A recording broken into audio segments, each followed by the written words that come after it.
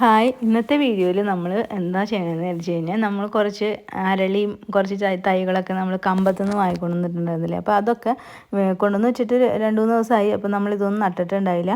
അരളിയൊക്കെ ഞാൻ കമ്പത്താണ് പോയി വാങ്ങിച്ചത്. അതിൻ്റെ ഒന്നും ഒരു ആവശ്യമേ ഇല്ലായിരുന്നു.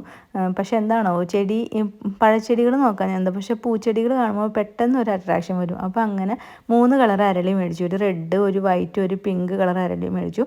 നമുക്ക് താഴെ നടാൻ അത്ര വലിയ സ്ഥലമൊന്നുമില്ല, എങ്കിലും അത് കാണുമ്പോൾ ഭയങ്കര കൊതിയാണ്. നമ്മൾ ഇവിടെ നിന്നും അരളി കിട്ടും 70 രൂപ 80 രൂപയ്ക്കൊക്കെ ഇവിടെ നിന്ന് അരളി കിട്ടും. ആ സെയിം റേറ്റിന് തന്നെയാണ് ഞാൻ അവിടെ നിന്ന് വാങ്ങിച്ചത്. അതിൻ്റെ ഒരു ആവശ്യമേ ഇല്ലായിരുന്നു, എങ്കിലും കണ്ടപ്പോൾ ഒരു കൊതി.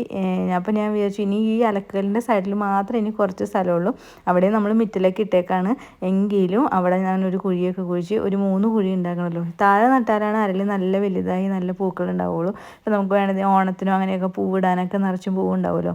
ആദ്യം എനിക്ക് അവിടെ ഒരു സെയിം സ്ഥലത്ത് ഒരു അരളി ഉണ്ടായത്, അപ്പോൾ അതൊക്കെ ഉണങ്ങിപ്പോയിട്ടോ. അപ്പോൾ എനിക്കൊരു സങ്കടമായിരുന്നു ഒരെണ്ണം വാങ്ങണമെന്ന്. അങ്ങനെ ഞാൻ 3 കളർ അരളിയും വാങ്ങിച്ചിരുന്നു. അപ്പോൾ ഞാൻ ഒരു ചെറിയ കുഴി ഉണ്ടാക്കി. വലിയ കുഴിയൊന്നുമല്ല, അവിടെ അധികം അങ്ങോട്ട് താഴണില്ല, ഭയങ്കര പാടായിരുന്നു. അപ്പോൾ ഞാൻ ഒരു കുഴി ഉണ്ടാക്കിയിട്ട് അതിൽ കുറച്ച് ചാണകപ്പൊടി ഇട്ട് അങ്ങനെ പിങ്ക് കളറും വൈറ്റ് കളറും 3 കളറ് അരളി അവിടെ നട്ടുവെച്ചു. അപ്പോൾ മതിലിനോട് ചേർന്ന് തന്നെയാണ് വെച്ചേക്കണേ. പക്ഷെ അവിടെ പൂവുണ്ടായി നിന്ന് കഴിഞ്ഞാൽ നല്ല റോട്ടിൽ നിന്നൊക്കെ നല്ല വ്യൂ ഉള്ള ഒരു സ്ഥലം തന്നെയാണ് കേട്ടോ.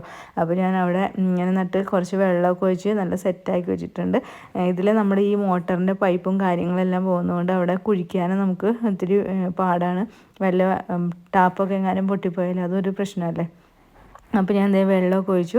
അതേപോലെ തന്നെ നമുക്കിനി നമ്മളവിടെ നിന്ന് കുറച്ച് ഫ്രൂട്ട്സ് പ്ലാന്റ്സൊക്കെ വാങ്ങിച്ചിട്ടുണ്ടായല്ലോ, അപ്പോൾ അതും കൂടി നടണം.